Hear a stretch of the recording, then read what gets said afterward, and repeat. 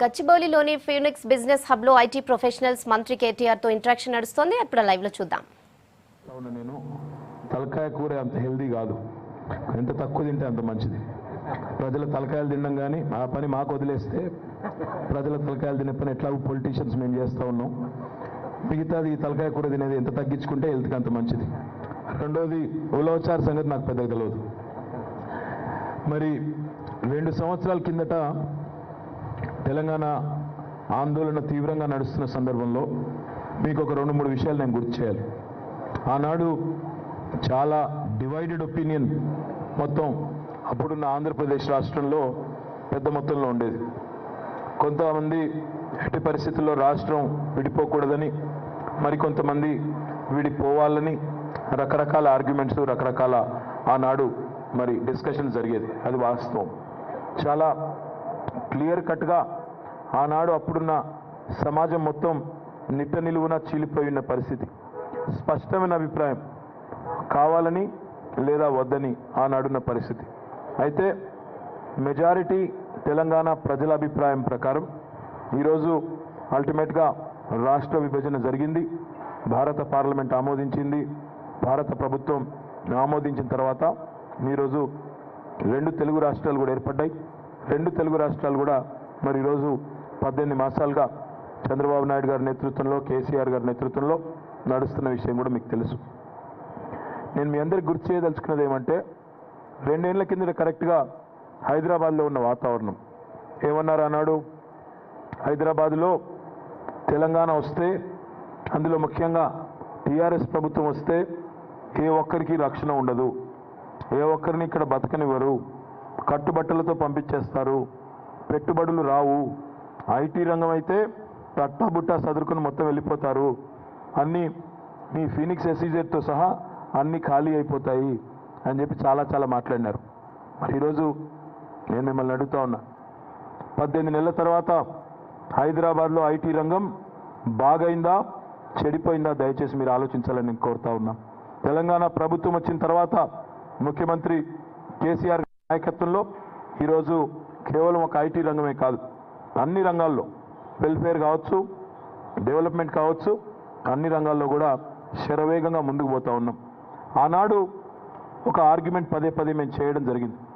ఏమన్నాం అన్నాడు అంటే, తెలంగాణ ఏర్పడే క్రమంలో, తెలంగాణ రాష్ట్రాన్ని ఏర్పాటు చేసుకునే క్రమంలో తెలుగు ప్రజలందరికీ లాభం జరుగుతుంది అని మేము చెప్పాం. వేరుబడిన 2 తెలుగు రాష్ట్రాలైనా ఇద్దరికీ లాభమే జరుగుతుంది తప్ప నష్టం జరగదు అని చెప్పాం. అదే రకంగా విడిపోయినా కూడా, ప్రాంతాలుగా విడిపోయినా ప్రజలుగా కలిసే ఉంటాం, ఎవరు అనుమానం పడొద్దని కూడా చెప్పాం. కానీ ఆనాడు అప్పుడున్న వాతావరణంలో నమ్మలేదు. మీడియా కానీ ఇతరత్ర ఆనాడు వర్టికల్గా డివైడ్ అయిపోయిన తెలంగాణ సమాజం కానీ చాలా స్పష్టమైన అభిప్రాయాలతో ఆనాడు ఉన్నారు. కాబట్టి అప్పుడున్న పరిస్థితుల్లో ఈ వాదన బలంగా వినిపించలేకపోయాం. అదే రకంగా ఇంకో మాట కూడా మేము పదే చెప్పాం, ఇది స్టేట్ ఫైట్ మాత్రమే, స్టేట్ కోసం జరుగుతున్న ఫైట్ మాత్రమే, కానీ స్ట్రీట్ ఫైట్ కాదు, రాష్ట్రం కోసం జరుగుతున్న పోరాటం తప్ప ఇది వీధి పోరాటం కాదు, కాకూడదు, కాబోదు అని కూడా చెప్పాం. అది కూడా చాలామంది ఆనాడు దాన్ని కూడా అంత ప్రజల్లోకి లోతుగా వెళ్ళలేదు. మూడవది అతి ముఖ్యమైనది, విడిపోతేనే, వేరుపడితేనే 2 తెలుగు రాష్ట్రాలు బాగుపడతాయని చెప్పాం. ఈరోజు మీరు ఆలోచించాలని నేను కోరుతా ఉన్నా. 2 తెలుగు రాష్ట్రాలు అయిన తర్వాత ఆంధ్రప్రదేశ్, తెలంగాణ ఎట్లాగూ సర్ప్లస్ బడ్జెట్తో ఉన్న రాష్ట్రం ముందుకు పోతోంది. ఒక మిషన్ భగీరథ, ఒక మిషన్ కాకతీయ, ఐటీ సెక్టర్ చూసుకున్నట్టయితే national average IT growth rate చూస్తే 13% ఉంటే తెలంగాణలో ఈరోజు 16% గ్రోత్ రేట్ ఉంది. అదే రకంగా ప్రతి సెక్టర్లో ముందుకు పోతా ఉన్నాం. At the same time Andhra Pradesh కూడా, కొత్తగా ఏర్పడ్డ ఆంధ్రప్రదేశ్ కూడా ఈరోజు ఈ 18 నెలల్లో డెవలప్మెంట్ వైపు పోతుందా, వెనక్కిపోతుందా ఒక్కసారి మీరు ఆలోచించాలని కోరుతా ఉన్నాం. వేరుపడ్డ తర్వాతనే ఈరోజు ఆంధ్రప్రదేశ్లో కొత్తగా ఒక ఐఐటి వచ్చింది, ఒక ఐఐఎం వచ్చింది, ఒక ఎయిమ్స్ వచ్చింది. అదే రకంగా ఈరోజు గన్నవరం ఎయిర్పోర్టు అంతర్జాతీయ విమానాశ్రయం కాబోతా ఉంది. తిరుపతిలో మొన్ననే కొత్త టెర్మినల్ వచ్చింది. కొత్తగా మరి సీ పోర్ట్స్ గురించి ఈరోజు మనం మాట్లాడుకుంటా ఉన్నాం. ఈ రకంగా చూసుకున్నట్టయితే అమరావతి లాంటి కొత్త పట్టణం ఈరోజు అక్కడ నిర్మాణం కాబోతా ఉంది. ఈ రకంగా చూసుకున్నట్టయితే నేను చెప్పిన మాట వాస్తవమా కాదా మీరు ఆలోచించాలని కోరుతా ఉన్నాం.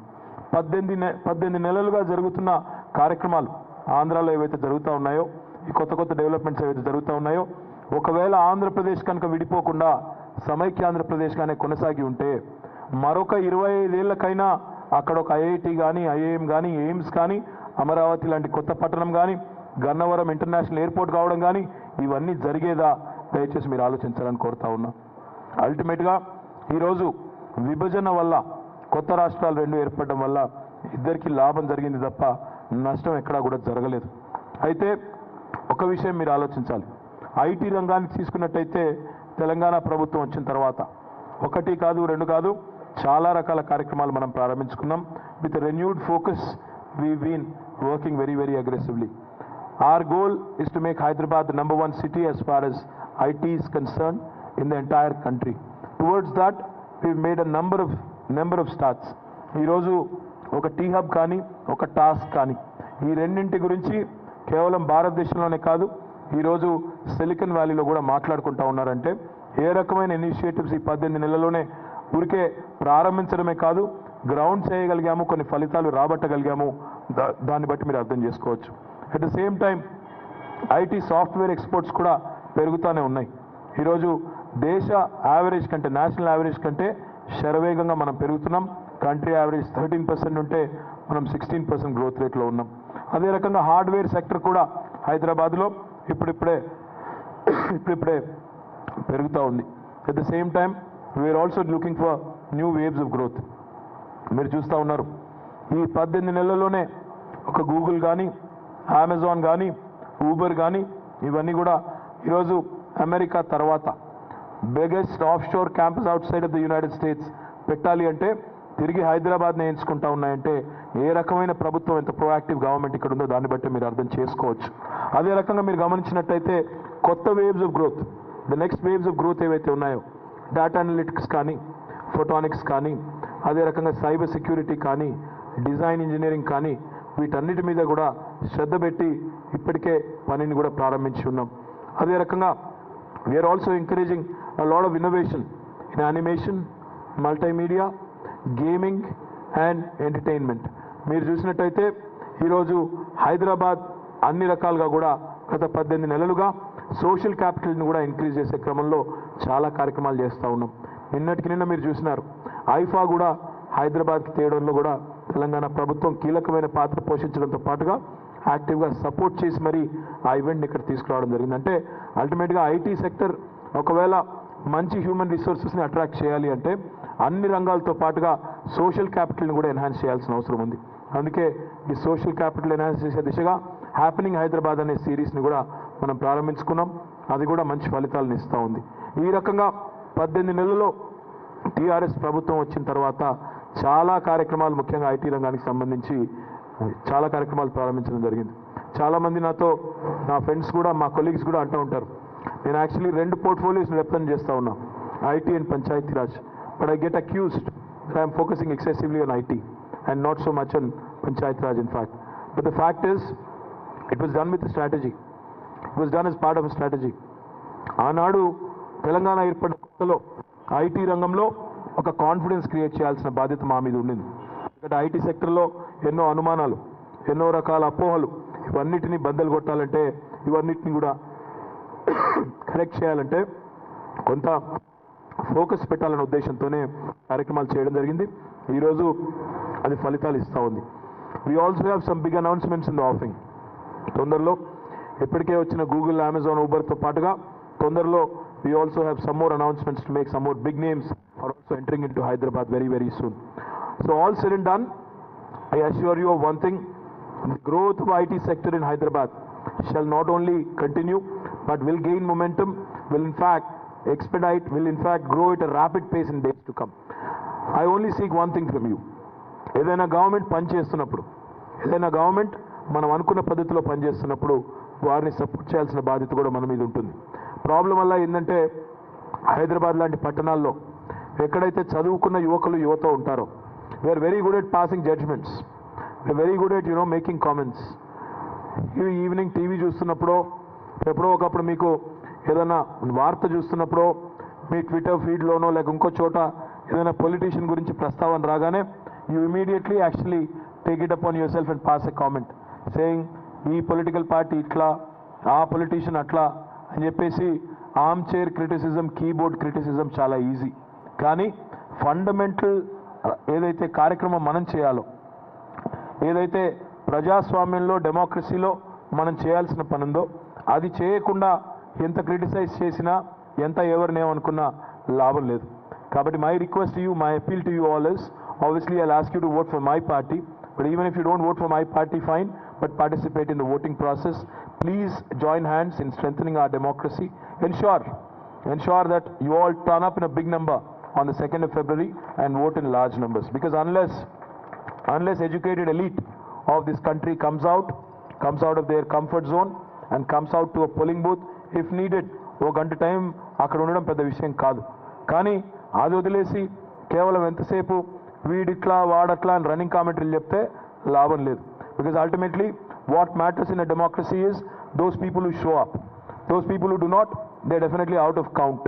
కాబట్టి మీకు ఎట్లాంటి రాజకీయం కావాలి, ఎట్లాంటి నాయకుడు కావాలి, ఎట్లాంటి రిప్రజెంటేటివ్స్ మీకు ఉండాలి, ఎట్లాంటి సివిక్ కమ్యూనిటీస్ పరిష్కరించుకోవాలి, మరి ఆ సమస్యలు ఎట్లా పరిష్కరించుకోవాలి అనేది మీ చేతుల్లో ఉన్నప్పుడు మీరు ముందుగా ఫండమెంటల్ పని చేసిన తర్వాత మనం ఇతరులని అడగడానికి కానీ క్రిటిసైజ్ చేయడానికి కానీ అవకాశం ఉంటుంది. మరి జిహెచ్ఎంసీ ఎన్నికలకి ఇంత ప్రాముఖ్యత ఏమి అని మీరు అడగొచ్చు. అల్టిమేట్గా మీరు గుర్తుపెట్టుకోవాల్సింది, హైదరాబాద్ లాంటి కార్పొరేషన్లో జిహెచ్ఎంసీకి చాలా ప్రాధాన్యత ఉంది. జిహెచ్ఎంసీ కార్పొరేటర్స్ ఎవరైతే ఉంటారో, each of them is almost representing 50,000 voters, almost 75,000 people. కాబట్టి ఆ కార్పొరేటర్ ఒక్కొక్కరి కనీస బాధ్యత, మనకి ఈరోజు ఏదైతే మంచినీళ్ళ సమస్యలు ఉన్నాయో, తాగునీటికి సమస్య ఉందో, అదే రకంగా ఈ డ్రైన్స్ కానీ, రోడ్స్ కానీ, అదే రకంగా ఇంకా ఇతరత్ర హైదరాబాద్లో మనం కనీసంగా కావలసిన ప్లే గ్రౌండ్స్ కానీ, లైబ్రరీస్ కానీ, చిన్న చిన్న సౌకర్యాలు, ఆడిటోరియాలు కానీ, స్పోర్ట్స్ కాంప్లెక్సెస్ కానీ, ఇవన్నీ కూడా జిహెచ్ఎంసీ పరిధిలోని అంశాలు. మరి జిహెచ్ఎంసీకి మీరు మంచి కార్పొరేటర్లను ఎన్నుకుని పంపినట్టయితే డెఫినెట్గా ఆ పనులన్నీ చేసుకునేదానికి అవకాశం ఉంటుంది. కాబట్టి మీ అందరినీ కూడా నేను కోరేది, ఈ ప్రాసెస్లో పాల్గొనండి. ప్రాసెస్ బయట ఉండి ఎంత మాట్లాడినా లాభం లేదు. At the same time I'd also like to request you to think about all the parties in the fray. ఈరోజు అన్ని పార్టీలు కూడా మీ ముందుకు వస్తూ ఉన్నాయి, అన్ని పార్టీలు కూడా మీ ఓట్లు అడుగుతూ ఉన్నాయి, అన్ని పార్టీలు కూడా వారి వాదన మీకు వినిపిస్తూ ఉన్నాయి. మిమ్మల్ని అందరినీ ఆలోచించమని నేను కోరుతా ఉన్నా. గతంలో హైదరాబాద్లో అందరికీ అవకాశం ఇచ్చి ఉన్నారు. కాంగ్రెస్ కానీ, తెలుగుదేశం, బీజేపీ కానీ, మజ్లిస్ కానీ, అన్ని పార్టీలు కూడా గతంలో హైదరాబాద్ను నడిపినాయి. హైదరాబాద్ కార్పొరేషన్ మీద వాళ్ళ మేయర్ అభ్యర్థి కూర్చున్నారు, మేయర్గా పనిచేశారు. వాళ్ళు కనుక బాగా పనిచేస్తుంటే, వాళ్ళు నిజంగానే హైదరాబాద్ను బాగు చేస్తుంటే ఈరోజు హైదరాబాద్లో ఇలాంటి పరిస్థితి ఉండదు. ఎట్లాంటి పరిస్థితి ఉందో హైదరాబాద్లో నాకంటే బాగా మీకు తెలుసు. హైదరాబాద్లో సామెత ఉంది, ఊపర్ షేర్వానీ అందరు పరేషాని అన్నట్టున్నది ఈరోజు నిజంగా కూడా. మొన్న మనం చూసినాం, చెన్నైలో గట్టిగా ఒక వాన, ఒక వర్షం పడితే 100 సెంటీమీటర్ల వర్షం పడితే మొత్తం చెన్నై మొత్తం చెరువు అయిపోయింది. హైదరాబాద్ కూడా ఈరోజు దానికి భిన్నంగా ఏమీ లేదు. గట్టిగా వర్షం పడితే నాకు కూడా తెలుసు, గోపి కూడా ఇక్కడ మొత్తం పడవలు ఏర్పాటు చేయాలి మరి ఫినిక్స్లో కూడా తప్పకుండా. అలాంటి పరిస్థితి మరి ఇక్కడ మంచిగా ఉంది, స్టామ్ వాటర్ డ్రైన్ నాకు తెలియదు కానీ, బట్ హైదరాబాద్ నిండా కూడా అట్లాంటి పరిస్థితే ఉంది. ఎక్కడా కూడా గొప్పగా ఏం లేదు పరిస్థితి. So to change this, to make those basic changes, మౌలికమైన వసతులు ప్రజలు కోరుకునేది హైదరాబాద్ నగరంలో కనీస అవసరాలు, 24 గంటల కరెంట్ ఉండాలి, తాగునీరు ఉండాలి, స్పష్టమైన మంచి వాతావరణం ఉండాలి, కాలుష్యం తగ్గాలి, అట్ ద సేమ్ టైం మంచి పబ్లిక్ ట్రాన్స్పోర్టేషన్ ఫెసిలిటీస్ ఉండాలి, నడవడానికి ఫుట్పాత్లు ఉండాలి, మార్కెట్కి పోతే మంచి మోడల్ మార్కెట్స్ ఉండాలి, మోడల్ గ్రేవ్ యార్డ్స్ ఉండాలి, పిల్లలు ఆడుకోవడానికి ఆట స్థలాలు ఉండాలి, ప్లే గ్రౌండ్స్ ఉండాలి, గ్రీన్ స్పేసెస్ ఉండాలి, లంగ్ స్పేసెస్ ఉండాలి. కోరుకునేది ఈ బేసిక్స్ తప్ప ఎవరు కూడా ఇంతకంటే ఎక్కువ ఏం కోరుకోరు హైదరాబాద్ లాంటి మహానగరంలో. సో ఇవన్నీ కావాలి అన్నప్పుడు డెఫినెట్గా ఒక కమిట్మెంట్ ఉండే నాయకుడికి, కమిట్మెంట్ ఉండే పార్టీకి ఓటేస్తే డెఫినెట్గా మనకు అనుకునే సాధ్యం అవుతుంది. ఈరోజు కేసీఆర్ గారి నాయకత్వంలో మేము 14 ఇయర్స్ కిందట తెలంగాణ వస్తుంది, ఒక రాష్ట్రం ఏర్పడుతుంది అన్నప్పుడు చాలామంది దాన్ని చాలా రకాలుగా మాట్లాడినారు. ఇది రంగుల కళ అని ఒకరు అన్నారు, ఇట్స్ ఎ పైప్ డ్రీమ్ అన్నారు. కానీ ఈరోజు కేసీఆర్ లాంటి కమిట్మెంట్ ఉన్న నాయకుడు ఉండబట్టే ఎవరు ఊహించని అసాధ్యం అనుకున్న తెలంగాణనే సాధ్యం చేసుకోగలిగాం. మరి ఈరోజు హైదరాబాద్ నగరం కూడా డెవలప్ అవుతుంది, ఒక గ్లోబల్ సిటీగా ఎదుగుతుంది, తప్పకుండా దీనికి అన్ని హంగులు ఉన్నాయి అని చెబుతుంటే మీ అందరినీ కోరేది ఒకటే, ఆ పని కావాలి, ఆ కళ నెరవేరాలి అంటే ఒక కమిట్మెంట్, ఒక రిజాల్వ్, ఒక గట్స్ ఉన్న లీడర్ కావాలి. ఆ లీడర్ ఈరోజు కేసీఆర్ గారి రూపంలో మన చీఫ్ మినిస్టర్గా మనకున్నారు. మరి వారి నాయకత్వంలో అందరం కూడా చాలా అగ్రెసివ్గా పనిచేస్తూ ఉన్నాం. మరి మీ అందరి సపోర్ట్ ఉంటే, మీ అందరి ఎంకరేజ్మెంట్ ఉంటే మరింత యాక్టివ్గా, మరింత అగ్రెసివ్గా హైదరాబాద్ డెవలప్మెంట్ మీద కూడా ఫోకస్ చేసే అవకాశం ఉంటుందని చెప్పి కూడా మీకు విజ్ఞప్తి చేస్తూ చివరిగా నేను ఒకటే మీకు అపీల్ చేయదలుచుకున్నాను. ఇప్పుడు అన్ని పార్టీలు మీ దగ్గరకు వస్తున్నాయి. కాంగ్రెస్ వాళ్ళైతే దేశాన్ని, రాష్ట్రాన్ని 65 ఏళ్ళు పరిపాలించినారు. ఇక వాళ్ళని చూడడానికే ఇప్పుడు బోర్ కొడుతుంది. వాళ్ళు కనీసం వాళ్ళ వైపు తిరిగి చూద్దామంటే కూడా బోర్ కొట్టే పరిస్థితి. వాళ్ళు ఇప్పటికే దేశంలో వాళ్ళకి ఇచ్చిన అవకాశాలు దేశంలో ఎవరికి ఇవ్వలేదు. వాళ్ళకేస్తే పొరపాటున ఒక ఓటు వేస్తే కూడా ఆ ఓటుని తీసుకుపోయి డ్రైనేజ్లో పారేసినారు తప్ప దాంతో వచ్చేది లేదు, సచ్చేది లేదు. ఇక మిగిలింది మన తెలుగుదేశం బీజేపీ మిత్రులు. తెలుగుదేశం బీజేపీ మిత్రులు నిన్న మొన్న నేను చూసిన తమ్ముడు లోకేష్ చెప్తా ఉన్నాడు. ఏమంటున్నాడు ఆయన? మాకు అవకాశం ఇవ్వండి, కేంద్ర ప్రభుత్వంలో మేము ఉన్నాం, మేము తీసుకొని వస్తాం డబ్బులు కేంద్రం నుంచి, హైదరాబాద్ను డెవలప్ చేస్తామని చెప్తున్నాడు. నేను అడుగుతా ఉన్నా తమ్ముడిని, మొన్ననే అమరావతి కొత్త పట్టణం శంకుస్థాపనకి కేసీఆర్ గారిని పిలిచినారు, నరేంద్ర మోడీ గారిని కూడా పిలిచినారు. కేసీఆర్ గారు పోయి శుభాకాంక్షలు చెప్పినారు. నరేంద్ర మోడీ గారు పోయి ఏమిచ్చినాడు? అమరావతికి తట్టెడు మట్టి, లొట్టెడు నీళ్లు ఇచ్చి వచ్చినాడు. అంటే ఈరోజు చంద్రబాబు నాయుడు గారు వాళ్ళ పార్ట్నర్గా ఉన్నారు, కేంద్రంలో ఎన్డీఏలో పార్ట్నర్గా ఉన్నారు. సొంత రాష్ట్రానికే ఒక పైసా తెచ్చుకోలేకపోయాడు ఆయన పక్క రాష్ట్రం తెలంగాణలో వచ్చి హైదరాబాద్కు ఏదో కేంద్రం నుంచి డబ్బులు తీసుకొని వచ్చి డెవలప్ చెప్తా ఉన్నారు. తమ్ముడు, ముందైతే అమరావతికి డబ్బులు తెచ్చుకోండి, కేంద్రం నుండి అమరావతిని బాగా కట్టుకోండి. హైదరాబాద్ సంగతి చూసుకోవడానికి టీఆర్ఎస్ ప్రభుత్వం ఉంది, కేసీఆర్ గారు ఉన్నారు, మేము చూసుకుంటాం, మీకేం ఆందోళన లేదు. చంద్రబాబు నాయుడు గారిని చూసుకుంటాం, మిమ్మల్ని కూడా చూసుకుంటాం, మిమ్మల్ని కూడా భద్రంగా స్టేట్ గెస్ట్ లాగా ఇక్కడ చక్కగా మీరు ఉన్నారు, ఉండండి. అంతేగాని హైదరాబాద్కు మేమేదో తెస్తామంటే నమ్మడానికి ఎవరు ఇక్కడ లేరు. అమరావతికే ఏమీ తెచ్చుకోలేకపోయినారు. తెలంగాణలో సామెత ఉంది, కూట్లో రాయి తీయలేనోడు ఏట్లో రాయి తీస్తాను బయలుదేరినాడు అంటే వెనకాడికి. ఎప్పుడు మీకు సొంత నగరానికి ఏమీ తెచ్చుకోలేకపోయినారు. ఈరోజు వచ్చి హైదరాబాద్ రేపు మేము డెవలప్ చేస్తాం, పొడి చేస్తామంటే దయచేసి ఆలోచించాలని కోరుతా ఉన్నా. మీ అందరినీ కోరేది ఒకటే, అల్టిమేట్గా స్టేట్ గవర్నమెంటు, జిహెచ్ఎంసీ కలిసి పనిచేస్తేనే రేపటి రోజున డెవలప్మెంట్ సాధ్యమవుతుంది తప్ప లేకపోతే డెఫినెట్గా కోఆర్డినేషన్ ఇష్యూస్ కూడా వస్తాయి. అలాంటప్పుడు జిహెచ్ఎంసీలో కూడా మరి టీఆర్ఎస్ పార్టీకి, టీఆర్ఎస్ నాయకత్వానికి అవకాశం ఇస్తే హైదరాబాద్ మహానగరాన్ని అన్ని రంగాల్లో అభివృద్ధి చేసుకునే దానికి మరి మనకు ఛాన్స్ ఉంటుందని చెప్పి కూడా తెలియజేస్తూ, మరి ఐటీ సెక్టర్ సంబంధించి అయితే ఇప్పటికే అగ్రెసివ్ పొజిషనింగ్తో, అగ్రెసివ్ ప్లానింగ్తో ముందుకు పోతున్నాం. మీ అందరి సపోర్ట్ కూడా ఉంటుందని ఆశిస్తూ ఉన్నాం. తప్పకుండా హైదరాబాద్ నగరానికి సంబంధించి కూడా ఒక మాట కూడా చెప్పాలి. ఐటీ సెక్టర్లో మరి చంద్రబాబు నాయుడు గారు చెప్తా ఉన్నారు, మొత్తం నేనే చేశాను, ఐటీ సెక్టర్ని హైదరాబాద్లో డెవలప్ చేసింది నేను అని చెప్తా ఉన్నారు. మరి ఆ మాటకు వస్తే నేను అడగదలుచుకున్నాను, ఒక వ్యక్తి వల్ల, ఒక ప్రభుత్వం వల్ల ఒక సెక్టర్ మొత్తం రాదు. కానీ ఆ మాటకు వస్తే మరి ఈరోజు బెంగళూరులో ఐటీని ఎవరు డెవలప్ చేశారు? జేహెచ్ పటేల్ చేసిండా, లేకపోతే ఇంకొక వ్యక్తి ఎవరైనా వచ్చి చేసి పెట్టినారా? అల్టిమేట్గా ఇది ఒక కంటిన్యూస్ ప్రాసెస్లో అప్పుడున్న ప్రభుత్వం, ఆనాడు చంద్రబాబు నాయుడు గారు 96 నుంచి 2004 వరకు ఉన్నారు కాబట్టి, అదే సమయంలో Y2K కానీ ఇంకోటి కానీ వచ్చింది కాబట్టి, ఆనాడు ప్రపంచవ్యాప్తంగా కూడా ఇండియా వైపు చూస్తూ ఉన్న క్రమంలో చంద్రబాబు నాయుడు గారు కొంత అగ్రెసివ్గా మార్కెటింగ్ చేయడం హెల్ప్ అయింది, నేను కాదనడం లేదు. కానీ నేనే చేశాను, నేనే కట్టాను అంటే అది కరెక్ట్ కాదు. ఏ ఒక్క వ్యక్తి వల్ల ఏది కూడా కాదు.